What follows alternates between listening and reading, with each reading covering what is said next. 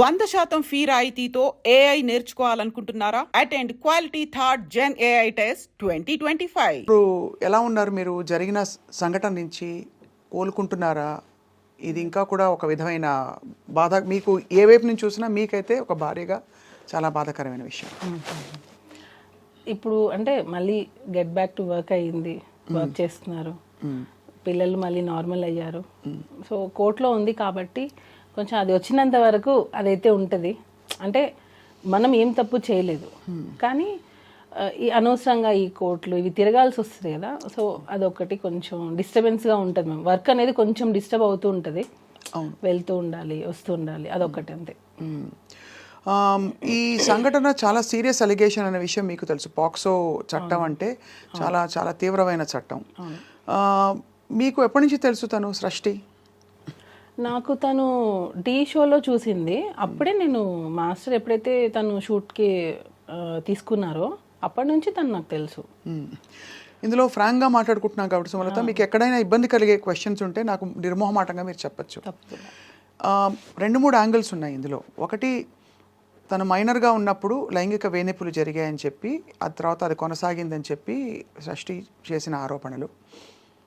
రెండోది, వీళ్ళిద్దరూ చాలా మంచి కొరియోగ్రఫీ పేరుగా కొనసాగడం, ఇండస్ట్రీలో చాలా పాటలకి కలిసి వాళ్ళు చేసిన రీల్స్ కూడా చూస్తే కనిపిస్తాయి. అంటే ఎక్కడో మధ్యలో సఖ్యత గల ఒక అనుబంధం ఉంది ఇద్దరి మధ్య అని తెలిసింది. మంచి అసిస్టెంట్ అండ్ మాస్టర్ రిలేషన్ అనేది ఉంది. ఆ టైంలో మీరు ఎలా ఫీల్ అయ్యేవారు యాజ్ ఒక భార్యగా? ఎందుకంటే చాలా రూమర్స్ వచ్చాయి ఆ టైంకి. అవునవును, అంటే ఆ టైంలో ఏం రాలేదు రూమర్స్. ఎప్పుడైతే ఇది కేసు పెట్టారో దాని తర్వాత నుంచే ఇది ఎక్కువ హైలైట్ చేశారు. ఏమని ఇలా జరిగిందే? ఎందుకంటే దానికి ముందు అసలు ఆ అమ్మాయి ఎవరో తెలియదు. మాస్టర్ అందరికీ తెలుసు, పాన్ ఇండియా కొరియోగ్రాఫర్, సాంగ్స్ చేస్తున్నారు, హిట్ అయింది, నేషనల్ అవార్డు వచ్చింది, అదంతకు తెలుసు. ఈ అమ్మాయి అనేది ఎవరికి తెలీదు. డీ షో వరకు తెలుసు, అసిస్టెంట్గా చేస్తుందని తెలుసు తప్ప ఇలాంటిది ఒకటి జరుగుతుంది అన్నది ఎక్కడా అసలు లేదు కూడా. ఎవరు అసలు ఎప్పుడు అనుకోలేదు ఎప్పుడు కూడా. కాకపోతే నేను అంటే అది నా వయసు ఉందో లేదో నాకు తెలీదు, కానీ నేను ఒకటి చెప్పాలనుకుంటుంది ఏంటంటే, ఇలాంటి ఫేక్ కేసెస్ వల్ల, ఫేక్ ఎలిగేషన్స్ వల్ల రియల్గా ఎవరైతే సఫర్ అవుతున్నారో వాళ్ళకి న్యాయం జరగట్లేదు. అంటే టు బీ హానెస్ట్, ఇది జరుగుతుంది. అది పులి కథ అంటారు కదా, 2 సార్లు పులి వచ్చింది అని అంటే 3సారి నిజంగా వచ్చినా నమ్మరు. అట్లాగా ఈ ఫేక్ కేసెస్ పెట్టడం వల్ల రియల్ విక్టిమ్స్ అనే వాళ్ళు బయటికి చెప్పుకోలేకపోతున్నారు, బయటికి రాలేకపోతున్నారు, వాళ్ళకి న్యాయం జరగట్లేదు. నేను ఇది ఫీల్ అయింది. రియల్గా ఎవరైతే ఉంటారో విక్టిమ్స్, రియల్ విక్టిమ్స్ ఎవరైతే ఉన్నారో వాళ్ళకి న్యాయం జరగాలి. ఇట్లా నాకు తెలిసి కంప్లీట్గా ఇది ఫేక్ ఎలిగేషన్, ఫేక్ కేస్. నేను కంప్లీట్గా దీన్ని ఖండిస్తాను టోటల్గా. మధ్యలో ఇచ్చిన ఒక ఇంటర్వ్యూలో ఇద్దరి మధ్య ఒక అనుబంధం ఉండేది, భార్యగా మీరు తట్టుకుని భరించాల్సి నిలబడాల్సి వచ్చింది తప్ప అని చెప్పిన ఏమీ లేదు. ఎక్కడ అసలు ఉంటాయి కదా నేను చెప్పడానికి. ఇప్పుడు అనుబంధం అని అంటే ఇన్ ద సెన్స్ అసిస్టెంట్కి మాస్టర్కి ఒక కోరియోగ్రాఫర్, అసిస్టెంట్ కొరియోగ్రాఫర్ అనే రిలేషన్ అన్నప్పుడు, ఇప్పుడు నేను చెప్పింది మీరు నాకు ఎగ్జిక్యూట్ చేస్తారు, నేను ఏమైతే చేస్తానో. సో ఆ టైంలో ఇప్పుడు నాకు మీ డాన్స్ నచ్చచ్చు, అందరికంటే అసిస్టెంట్గా మీరు బాగా చేసి ఉండొచ్చు, దానివల్ల మీకు ఇంపార్టెన్స్ ఇచ్చి ఉండొచ్చు. సో అది ఎక్కడైనా జరుగుతుంది. ఇప్పుడు హార్డ్ వర్క్ ఎవరైతే ఎక్కువ చేస్తారో వాళ్ళకి ఖచ్చితంగా ఇంపార్టెన్స్ అనేది ఇస్తారు. దాన్ని మనం అడ్వాంటేజ్ తీసుకొని నాకు అది కంటిన్యూగా కావాలి, ఎప్పటికీ కావాలి అని అనుకోవడం తప్పు అంటున్నాను నేను. సో ఎక్స్పెక్టేషన్స్ అనేవి రానప్పుడే ఇలాంటివి వస్తాయి. అంటే ఎక్స్పెక్టేషన్, ఎవరి ఎక్స్పెక్టేషన్? అసిస్టెంట్ ఎక్స్పెక్టేషన్ ఉంటేనే కదా. ఇప్పుడు నీకు ఇంపార్టెన్స్ ఇచ్చారు, ఎంతవరకు ఇచ్చారు అంతవరకే నువ్వు యూజ్ చేసుకోవాలి. దానికి మించి నాకు ఇక్కడ ఇచ్చారు కదా, సో ఇది నాకు లైఫ్ లాంగ్ కావాలి, లైఫ్ లాంగ్ నాకు ఇంపార్టెన్స్ కావాలి, ఎక్కడ వెళ్ళినా నేనే ఉండాలి అని అనుకోవడం తప్పు. సో అలా ఇంపార్టెన్స్ ఇవ్వలేదు కాబట్టి ఒక్కసారిగా తను తిరగబడిందని మీ అభిప్రాయం? ఎగ్జాక్ట్లీ అదే.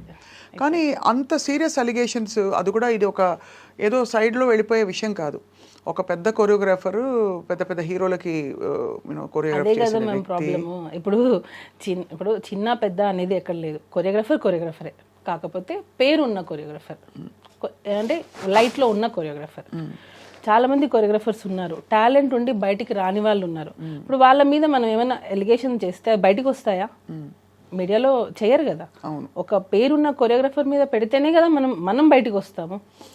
జస్ట్ కెరియర్ని ముందుకు తీసుకెళ్ళడానికి ఒక ఆడపిల్ల బయటికి వచ్చి తన 17 ఏళ్ల వయసులో జరిగిన ఒక విషయం అని చెప్తూ ఇంత పెద్ద విషయాన్ని తన ఆల్మోస్ట్ తన శీలాన్ని అన్నిటిని బయట పెట్టుకుంటుందా? మేము ఒకటి చెప్తాను మ్యామ్, ఇప్పుడు ఫోక్సో అనేది 16 years అంటే అండర్ 18. ఇది నేను చెప్పచ్చో లేదో నాకు తెలియదు. నేను ఈ కేసు గురించి మాట్లాడట్లా, జనరల్ టాపిక్ గురించి నేను జనరల్గా నేను చెప్పాలనుకుంటున్నాను. అండర్ 16 అంటే మైనర్. 16 yearsలో ఒక ఆడపిల్లకి నిజంగా సెక్షువల్ హెరాస్మెంట్ జరిగింది అనుకోండి, 16 years, 17th year, 18th year, 19th year, 18కి నువ్వు మేజర్, 18, 19, 20, 21, ఆల్మోస్ట్ 6 years. 6 years నిజంగా ఒక అమ్మాయికి ఇంత హెరాస్మెంట్ జరుగుతుంటే ఈ రోజుల్లో పేరెంట్స్ కొడితేనే బయటకు వచ్చేస్తున్నారు. పేరెంట్స్ కొడితేనే ఇంట్లో పేరెంట్స్కి అగెనెస్ట్గా మాట్లాడుతున్నారు, నువ్వు నన్ను ఎందుకు కొడుతున్నావు అని. అలాంటిది ఇన్ని ఇయర్స్ నువ్వు ఇంత హెరాస్మెంట్ జరుగుతుంటే అసలు ఉంటుందా ఒక ఆడపిల్ల? ఉంటుందా? అంటే ఇయర్స్ తరబడి హెరాస్మెంట్ అంటే వాతావరణంలో ఎలాంటి ఒత్తిడి ఉంది అంటే అది నేను తలగ్గకపోతే ఆ టర్మ్స్ అండ్ కండిషన్స్కి నా కెరియరు నేనంతా పణంగా పెట్టి బయటకు వచ్చేసిన ఇదంతా వేస్ట్ అయిపోతుంది కాబట్టి భరిస్తూ ఉన్నాను. ఒక పాయింట్ అయ్యాక ఇంకా భరించలేని తను నాకు కూడా ధైర్యం వచ్చి నేను బయటకు వచ్చానని చెప్తుంటాను. జానీ మాస్టర్ చాలా మంది జనాల మధ్యలో పెరిగారు. నాకు ఇది క్వశ్చన్ అడుగుతుంటే కూడా నాకు అంటే ఇంత హెరాస్మెంట్ చేస్తారు జానీ మాస్టర్ అని అంటేనే అది ఆలోచించాల్సిన విషయం అది. ఎందుకనంటే తను 2001లో వచ్చేసారు హైదరాబాద్కి. దానికి ముందు నుంచే డాన్స్ ఫీల్డ్లో ఉన్నారు. ఎంతమంది డైరెక్టర్స్ దగ్గర వర్క్ చేశారు, ఎంతమంది ప్రొడ్యూసర్స్, ఎంతమంది హీరోయిన్స్, ఎంతమందికి తెలియదు జానీ మాస్టర్. ఇన్ని సంవత్సరాలలో ఆల్మోస్ట్ 22 years అనుకుంటా ఇప్పటికి. అంటే 2000 అంటే ఇప్పటికి 25, ఆల్మోస్ట్ 24 years. ఈ 24 yearsలో ఏ ఒక్క అమ్మాయి అయినా జానీ మాస్టర్ నన్ను హెరాస్ చేశారని వచ్చిందా? ఏ ఒక్క చిన్న కంప్లైంట్ అయినా వచ్చిందా? ఎక్కడా లేదు. ఇప్పుడు ఢీ షో నుంచే వచ్చారు ఆయన కూడా. ఏదున్నా స్ట్రైట్ ఫార్వర్డ్గా ఉంటే ఇది నిజం, ఇది జడ్జిమెంట్ కూడా ఆయన అందరూ జడ్జెస్ ఎలా ఇచ్చారనేది నాకు తెలియదు. మాస్టర్ మాత్రం బాగుందంటే బాగుంది, బాగాలేదంటే బాగాలేదు. ఇన్ని ఇయర్స్ సినిమా ఇండస్ట్రీలో 24 years ఆల్మోస్ట్ ఈ కేసు పెట్టే వరకు 24 years మధ్యలో పెరిగి ఈ జానీ మాస్టర్ అనే అతను మన ముందు అంటే నా ముందు అంటే చాలామంది ముందు పెరిగారు. ఆయన కెరియరే అలా డిజైన్ అయితే వచ్చింది, కష్టపడి వచ్చారు, ఎటువంటి బ్యాక్గ్రౌండ్ లేదు, ఒట్టి కష్టంతో నమ్ముకొని వచ్చారు. అలాంటి పర్సన్ ఒక అమ్మాయిని మాత్రమే ఇంత హెరాస్ చేశారు అని అంటే అది నమ్మశక్యంగా ఉందా అసలు? ఒక చిన్న లాజిక్ అంటే ఇంతమంది అమ్మాయిలు మరి ఏ ఒక్క అమ్మాయి ఎందుకు మధ్యలో రాలేదు? ఈ అమ్మాయి ఎందుకు వచ్చింది ఇన్ని రోజుల తర్వాత? అంటే ఇంకొకటి హనీ మాస్టర్ కూడా వర్క్ చేశారు. Honey master already press meet పెట్టి చెప్పేశారు, నేను వర్క్ చేసిన రోజులు నాకు ఎటువంటి హెరాస్మెంట్ జరగలేదు, నేను ఎప్పుడు అది ఫేస్ చేయలేదు. ఇంకా దర్శిని అనే అమ్మాయి, ఈ సృష్టి వర్మ అనే అమ్మాయి పనిచేసినప్పుడే దర్శిని వర్క్ చేసింది. దర్శిని కూడా ఎప్పుడు అలాంటిది ఫేస్ చేయలేదు. మనము ఇప్పుడు నేను మీతో ఇంటర్వ్యూ చేస్తున్నానంటే కెమెరామెన్స్ ఉంటారు, పక్కన పిఆర్ చాలామంది ఉంటారు. ఇంతమందిని చేసుకొని నేను మిమ్మల్ని హెరాస్ చేశానని అంటే అది ఎలా పాసిబుల్? అది ఎలా నమ్మగలుగుతాం మనం? చెప్పండి. ఒక్కసారైనా నువ్వు ఒకరికి చెప్పుకోలేకపోయావా? అంటే మీరు అంటున్నది హెరాస్మెంట్ జరిగి ఉంటే అన్ని సంవత్సరాల పాటు ఎందుకు అది హెరాస్మెంట్ అని పరిగణించి ఒక అంటే ఆడపిల్లలకి మామూలుగా ఏది బౌండరీసో ఏది నార్మ్సో కొంత తెలుసుకోవడానికి టైం పడుతుంది, కొంత టైం. అంటే ఇది ఇది ఇది ప్రస్తుతం వినపడుతున్న ఒక చాలా ఇంపార్టెంట్ పాయింట్ కాబట్టి అడుగుతున్నాను సుమలత గారు. దట్ ధైర్యంగా బయటకు వచ్చి ఎస్ ఇది జరుగుతున్నది.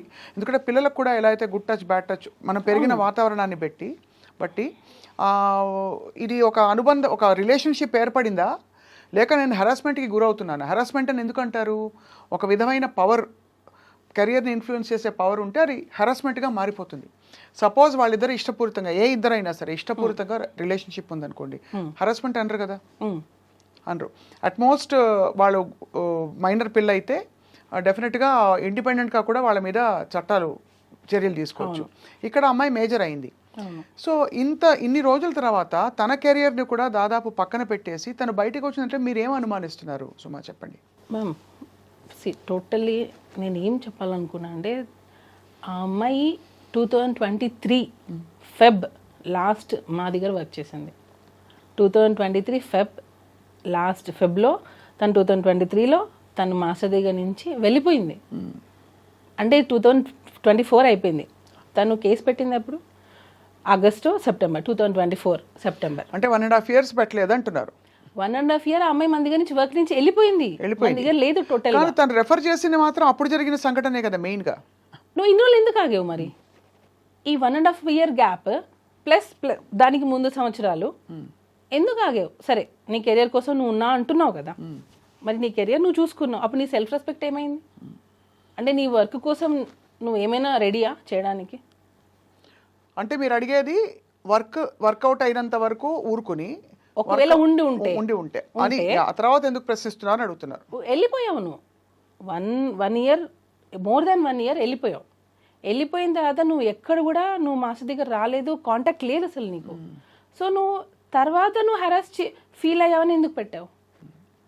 ఉండుంటే ఈ 1 year ముందే పెట్టి ఉండాలి కదా, అట్లీస్ట్ నువ్వు పోయే ముందైనా పెట్టేసి వెళ్ళిపోయి ఉండాలి కదా నీకు జరిగి ఉంటే. సో 1 year గ్యాప్ ఉంది, నో కాంటాక్ట్, నో ఫోన్స్, ఏమీ లేవు. ఎందుకనంటే నీ ప్రొఫెషన్, నువ్వు వేరే సాంగ్ చేసుకుని నువ్వు వెళ్ళిపోయావు. ఏ పాయింట్ మీరు వెళ్ళిపోయింది తను? యాక్చువల్గా తన బిహేవియర్ మాకు నచ్చలేదు. చాలామంది కూడా ఫస్ట్ నుంచి కూడా మాస్టర్కి చెప్తూనే ఉన్నాం, ఎందుకంటే ఆ అమ్మాయి బిహేవియర్ నచ్చలేదు. నేను ఇప్పుడు అవి చెప్పొచ్చో లేదో నాకు తెలీదు. సో బిహేవియర్ పరంగా మాకు నచ్చలేదు ఆ అమ్మాయి. నచ్చినప్పుడు మేము వద్దు అని అనుకున్నాం.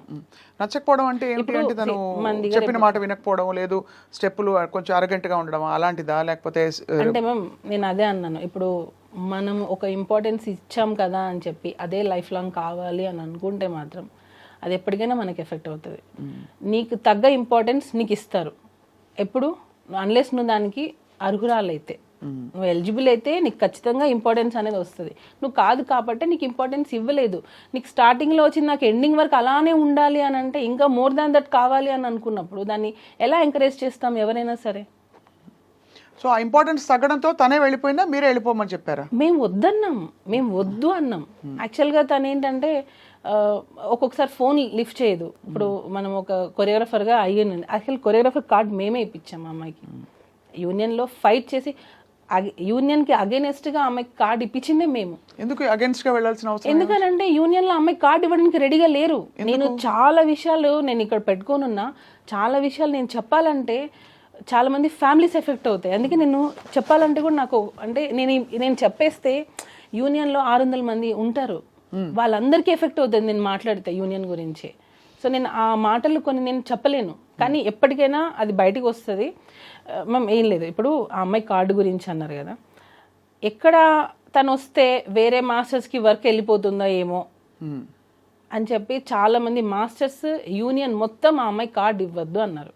నేను వాయిస్ నోట్స్ అఫీషియల్ గ్రూప్లో, మా అఫీషియల్ గ్రూప్లో డైలీ మెసేజెస్ పెట్టాను. నేను ఆ అమ్మాయికి మీరు కార్డు ఎందుకు ఇవ్వరు, తన టాలెంట్ ఉంది. యాక్చువల్లీ నేను అమ్మాయిని ఎంకరేజ్ చేయకూడదు. ఎందుకు ఎంకరేజ్ చేయకూడదు? నేను చేయకూడదు, మా దగ్గర నుంచి వెళ్ళిపోయింది ఆ అమ్మాయి, తన లైఫ్ తను చూసుకుంది. తర్వాత ఇప్పించారా? తర్వాత 1 year గ్యాప్ తర్వాత ఆ అమ్మాయి నాకు జానీ మాస్టర్ డాన్సర్స్ అసోసియేషన్కి ప్రెసిడెంట్గా ఉన్నారు. ఆ టైంలో ఆ అమ్మాయి కార్డు అప్లై చేసింది. ఎప్పుడైతే మన దగ్గర నుంచి వెళ్ళిపోయిందో, వెళ్ళిపోయిన 1 year తర్వాత తనకి కార్డు కావాలి అని చెప్పి హైదరాబాద్లో డాన్సర్స్ యూనియన్ని తను రిక్వెస్ట్ చేసింది. జానీ మాస్టర్ ఏమో ఇవ్వమని, ఎందుకంటే యాజ్ ఎ ప్రెసిడెంట్గా నా ధర్మాన్ని నేను పెడతాను, నాకు ఎన్నైనా ఉండనివ్వండి ప్రాబ్లమ్స్, కానీ నేను ఆ పోస్ట్కి న్యాయం చేయాలి అని చెప్పి మాస్టర్ ఇవ్వమని చెప్పారు. నేను మాస్టర్ ఇవ్వమని, యూనియన్ మొత్తం ఆమె కార్డు ఇవ్వద్దు అని. ఎందుకు అని అంటే ఆ అమ్మాయి వస్తే మిగతా మాస్టర్స్కి ఎక్కడ వర్క్ తగ్గిపోతుందో ఏమో వాళ్ళ భయం. అంటే అంత టాలెంట్తో తను దూసుకొచ్చేస్తుందని నమ్మారు వాళ్ళు అనుకున్నారు. ఇప్పుడు ఇంకొక యాంకర్ వస్తుందంటే ఇక్కడ ఇంకొక యాంకర్ భయపడతారు కదా మ్యామ్, ఎక్కడ తను వచ్చేస్తుందో ఏమో ఒక ఇన్సెక్యూరిటీ ఉంటుంది కదా, దానివల్ల వీళ్ళందరూ అమ్మాయి కార్డు ఇవ్వద్దు. మేమేంటి, ఎవరి టాలెంట్ వాళ్ళది. ఎంతో మంది సంవత్సరాల తరపున ఉన్నారు, సంవత్సరాల నుంచి ఎంతమంది ఉన్నారు, కానీ వాళ్ళు లైట్లోకి రాలేదు. కానీ కొంతమంది ఫాస్ట్గా వచ్చేస్తారు. సో అలాంటి వాళ్ళని ఎంకరేజ్ చేయండి అని చెప్పి మాస్టర్ చాలా మందికి 6 మెంబర్స్కి కొరియోగ్రఫీ కార్డు ఇవ్వండి అని చెప్పి మాస్టర్ చాలా రిక్వెస్ట్ చేశారు, ఇవ్వలేదు. ఈ అమ్మాయిది కూడా ఫిలిం ఛాంబర్కి వెళ్ళి కంప్లైంట్ ఇస్తే ఆ కంప్లైంట్ బేస్ చేసుకొని మాస్టర్ యూనియన్కి అగైనెస్ట్గా అమ్మాయి కార్డు ఇప్పించారు. ఇచ్చింది మేము ఫైట్ చేసి అమ్మాయి కార్డు ఇప్పించాం. కార్డు వచ్చినంత వరకు కామ్గా ఉంది. కార్డు వచ్చిన తర్వాత ఎలిగేషన్తో మాస్టర్ని పెట్టి, ఇది అన్ఫేర్ మేము టోటల్గా. మనం మన అన్నం పెట్టిన చేతిని మనమే నరికేసుకున్నాం. నేను నిజంగా నేను ఫీల్ అయింది, మేము ఎంకరేజ్ చేశాము, మేము ఆ అమ్మాయిని కార్డ్ ఇవ్వడంలో నేను వాయిస్ నోట్స్ ఎన్ని పెట్టాను అవన్నీ ఎందుకు వాయిస్ నోట్స్ అన్ని ఉన్నాయి మీ దగ్గర? ఉన్నాయి, నా దగ్గర అన్నీ ఉన్నాయి విత్ డేట్స్. హా, నేను సెక్రటరీకి పెట్టిన వాయిస్ నోట్స్, నేను జానీ మాస్టర్ కార్డు ఇవ్వమంటే మీరు ఆ అమ్మాయికి ఎందుకు ఇవ్వట్లేదు, మాస్టర్స్ గ్రూప్లో కూడా పెట్టాను నేను. కానీ చాలా కొంచెం విచిత్రంగానే ఉంది. అంత అపురూపమైన టాలెంటా? అంటే తను వచ్చేస్తే అందరూ అంత 600 మంది బెదిరిపోయేంత? అలా కాదు, ఎవరికి కూడా ఇవ్వద్దని. ఓకే, అసలు టోటల్ గా మాస్టర్స్ కార్డులే ఇవ్వద్దు, కొత్త కార్డులు ఇవ్వద్దని, ఇవ్వద్దు. ఈ అమ్మాయికి మాత్రం ఇవ్వాలని మీరు ఇన్సిస్ట్ చేసి. మేము ఈ అమ్మాయికి మాత్రమే అని ఎందుకు వచ్చింది అని అంటే, తనకి ఆఫర్ వచ్చింది, మిగతా వాళ్ళకి ఆఫర్ రాలా. ఒక 6 మెంబర్స్ కొత్త కార్డ్స్ అప్లై చేశారు, మాస్టర్ కార్డ్స్. 6 మెంబర్స్లో ఈ అమ్మాయికి పుష్ప 2లో ఆఫర్ వచ్చింది. సో పుష్ప 2లో ఆఫర్ కావాలంటే తనకి హైదరాబాద్ కార్డు కావాలి. సో కార్డు కావాలి, ఆఫర్ ఉన్నప్పుడే. ఇప్పుడు అవకాశం వచ్చినప్పుడే మనకి ఆకలి వేసినప్పుడు మనం అన్నం తినాలి, కడుపు నిండిన తర్వాత మనం అన్నం తింటామా?